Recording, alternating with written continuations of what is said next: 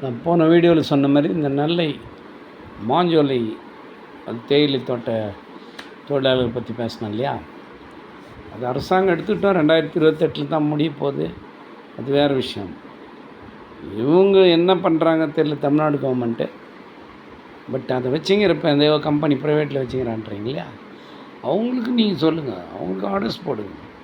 இல்லை ஒரு குழு அமைச்சு அவங்க விசாரிக்க சொல்லி யார் எவ்வளோ வருஷம் வேலை செய்துக்கிறாங்க அதை பேஸ் பண்ணி என்ன செட்டில்மெண்ட் கொடுக்கலாம் அவங்களுக்கு. இல்லை ஒரு ரிட்டையர்ட் ஆன நல்ல ஜட்ஜஸ் போடு, நேர்மையாக நீதி ஒழுவாமல் தீர்ப்பு கொடுக்குறவங்களா போடு.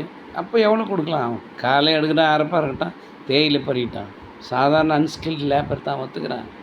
அப்போ இத்தனை வருஷமாக ஒர்க் பண்ண வீடே கிடையாது அங்கன்றாங்க. இனிமேல் போய் செட்டில் ஆகணும். ஒரு சென்ட்டு 4-5 லட்சம் வாங்கலாம்.